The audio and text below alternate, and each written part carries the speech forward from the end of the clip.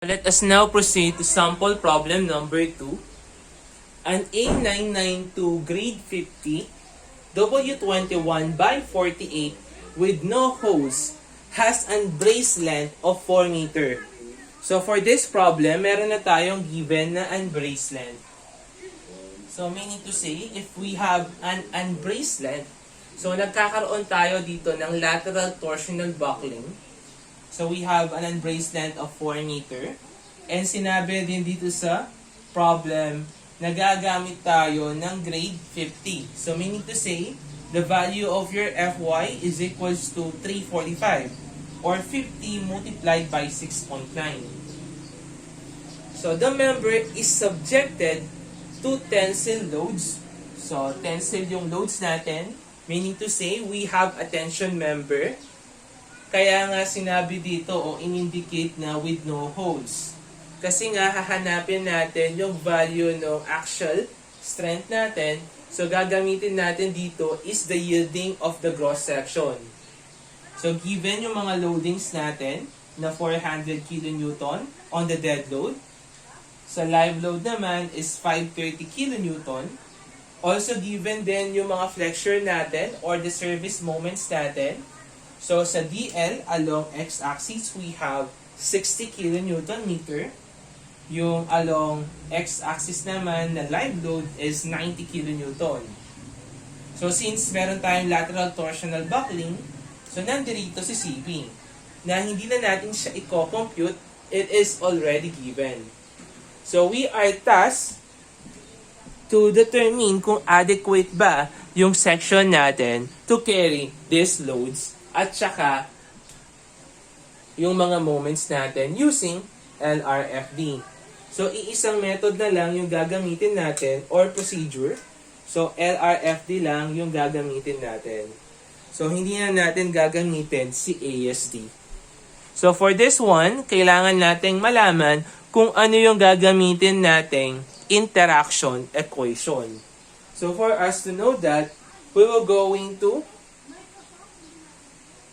know first yung ratio ng PR at saka PC natin. So, we'll compare that to 0.2.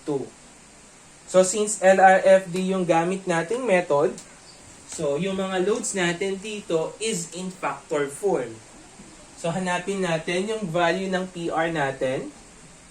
So, we have here PR that is equal to 1.2 dead load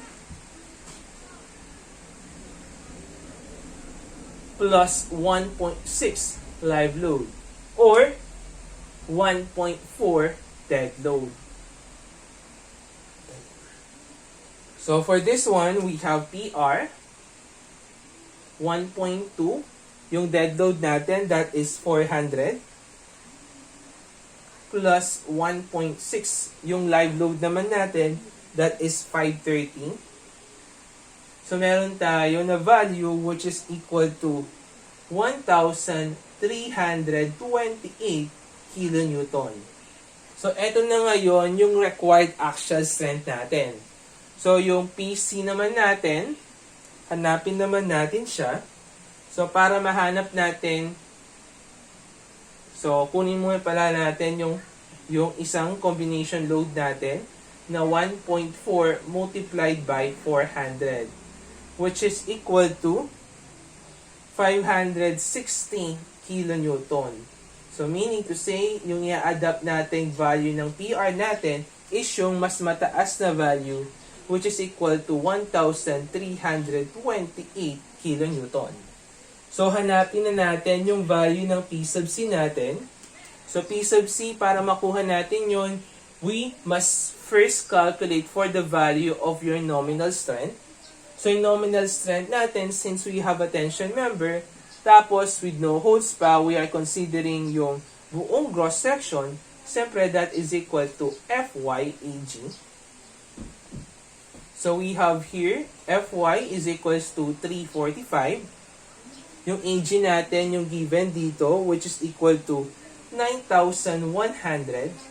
So, you have a value of your nominal strength, which is equal to 3,139.5 kilonewton. So after computing for that, so makukuha natin yung P sub C natin, imumultiply lang natin yung reduction factor natin dito sa P sub N natin. So we will have 0.9 multiplied by 3,139.5. So we will have a value of our available axial strength, which is equal to 2,825.55 kilonewton. So nakuha natin yung value ng PR and PC. So we will now going to know yung value ng kanilang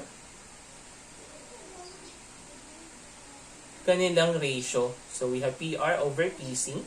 The value of your PR, we have 1,328 all over 2,825.55. So we're going to compare that to 0.2. So yung value natin dito is 0.47, which is greater than 0.2, meaning to say, we're going to use equation 508.1-1a, which is equal to PR over PC plus, meron tayo dito 8 over 9 multiplied by MRX over MCX plus MRY over MCY.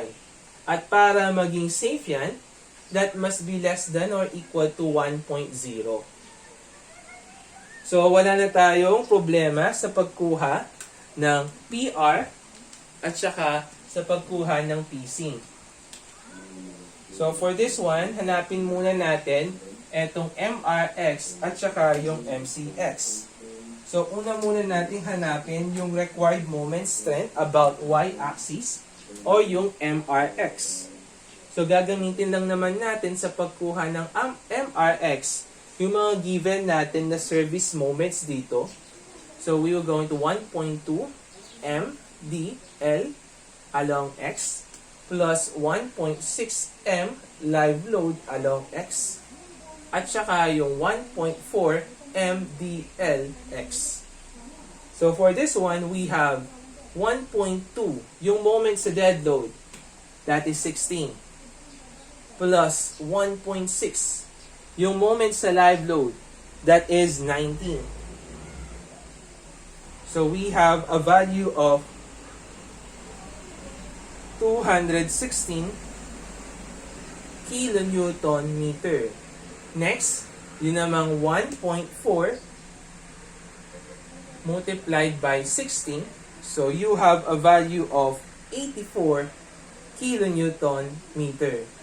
Siyempre, para makuha natin yung MRX, pipiliin natin yung higher value.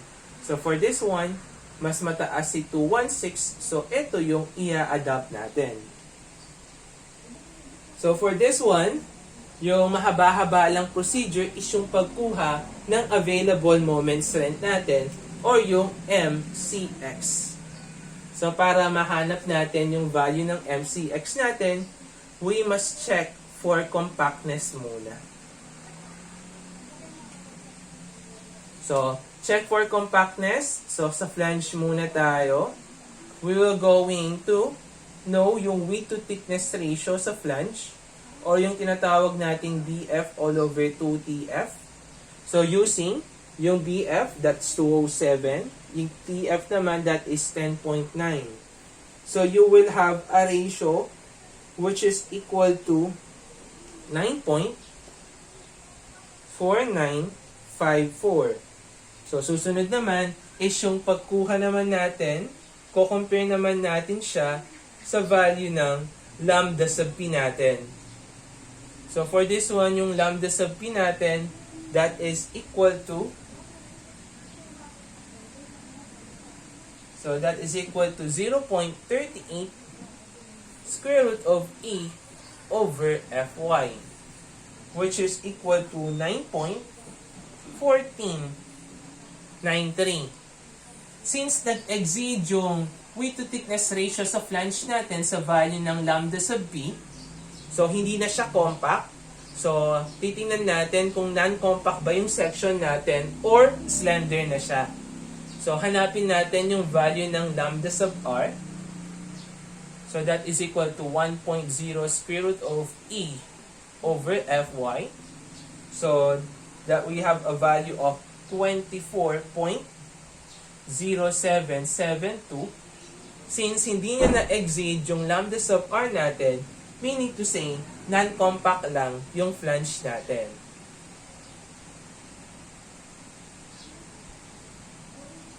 Ayan. Flange is non-compact.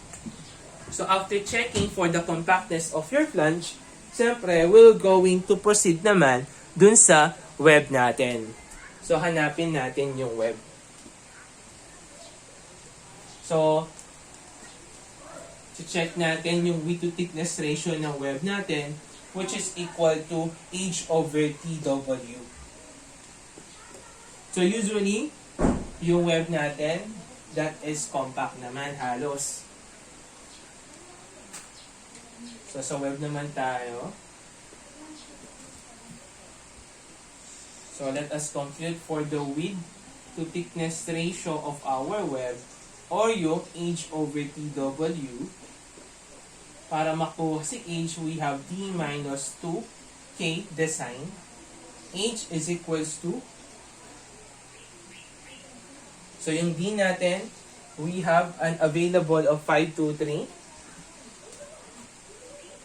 minus 2. Yung k design natin, we have a value of 23.6. So the value of your h is now equal to 475.8. Makukuha natin yung width to thickness ratio natin. So we have 475.8. I-divide natin yan sa thickness of the web, which is equal to 8.89. So we have a value of 53.5208. Na pagko-compare naman natin sa value ng lambda sub p natin, which is equal to 3.76 square root of e over fy. So we have a value there which is equal to 90.5302. Since yung width to thickness ratio sa web, hindi niya na-exceed yung value ng lambda sub p, meaning to say, web is compact. So, after checking sa compactness ng flange natin at saka web, yun naman yung we are under sa compression flange local buckling. Since meron tayong given dito na unbraced length, so magkakaroon tayo ng lateral torsional buckling or yung LTB na tinatawag. So i-consider pa natin yung LTB natin. So yung unbraced length na given dito sa problem, that is equal to 4 meter. So we will going to compare that to the value of your L sub T at saka yung L sub R para malaman natin kung ano yung value ng available moment about x-axis. So, sa lateral torsional muna tayo. So, lateral torsional buckling. So, sa lateral torsional buckling, yung unbraced length natin, that is equal to 4,000 mm. So, pagko-compare natin yan sa value ng L sub P, which is equal to 1.76, yung value ng Ry multiplied by E over Fy, which is wherein yung value ng Ry natin, that is equal to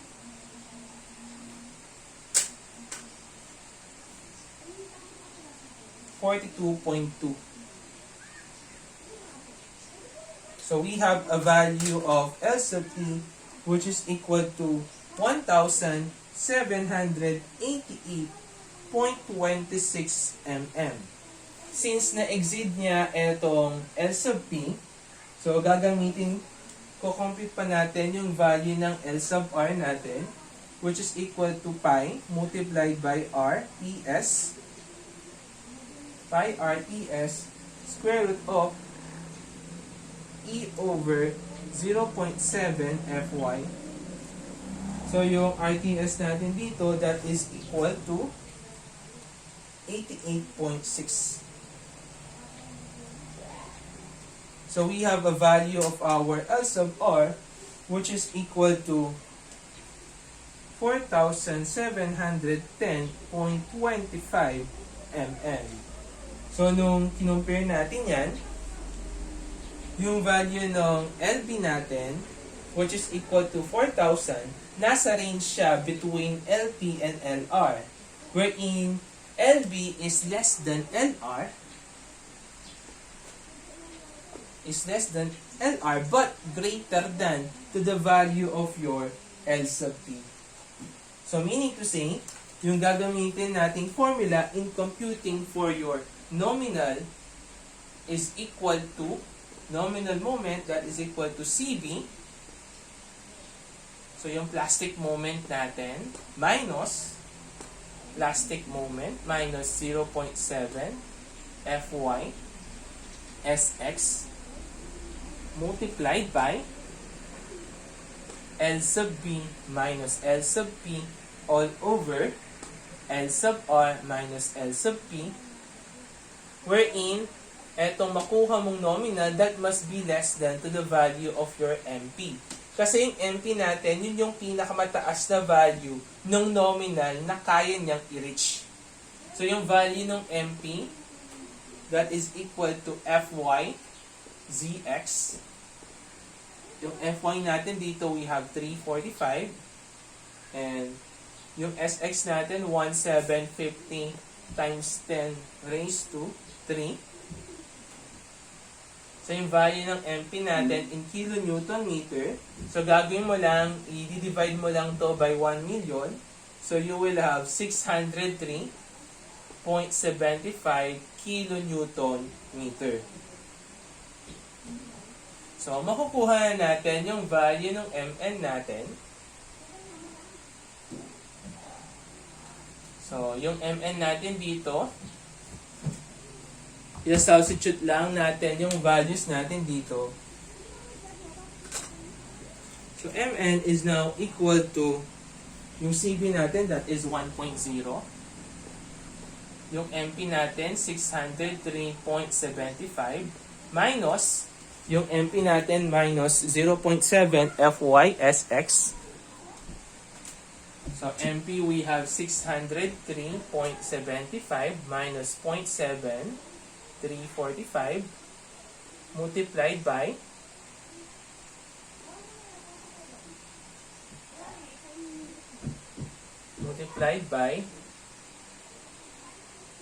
so, for this one, yung 63.75 natin, since naka Newton mm tayo dito, so imumultiply lang natin yan by times 10 raised to 6.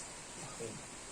So for this one, ito times 10 raised to 6 natin, yung mga moments natin para maging Newton mm sila. So for this, so 603.75 times 10 raised to 6 para maging Newton mm minus yung MP natin, 603.75 times 10 raised to 6 minus yung value natin dito na 0.7, yung Fy 345, the value of your Sx, that is equal to 1,520 times 10 raised to 3. So yan, dinugtong lang natin ha, dugtong nyo na lang. So, multiply natin siya sa value ng LB natin na 4,000 minus yung LP natin, which is equal to 1,788.26 all over etong LR natin na 4,710.25 minus 1,788.26. So, makukuha natin yung value ng Mn natin, which is equal to 424.608 kilonewton meter. Okay? So, yun yung pagkuha ng Mn natin, wherein yung nakuha nating Mn that is less than Mp. So, okay lang yung pagkuha ng nominal natin. So, meron tayong lateral torsional buckling. Kinonsider natin yung lateral torsional buckling. Nakuha natin yung value ng nominal. Siyempre, we will also consider yung compression flange local buckling naman.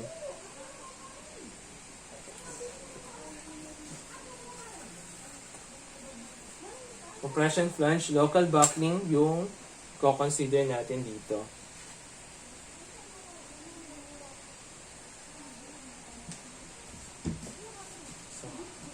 So, under tayo dito sa yielding naman.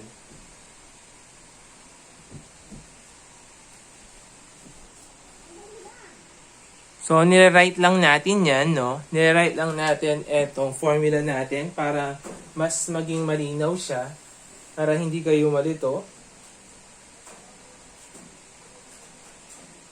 So, for this one, so, co-compute natin yung compression flange local buckling natin. So, dahil nga in between yung value ng BF all over 2TF natin sa value ng lambda sub R and sa value ng lambda sub P. So, yung pagkuha ng nominal natin dyan, that is equal to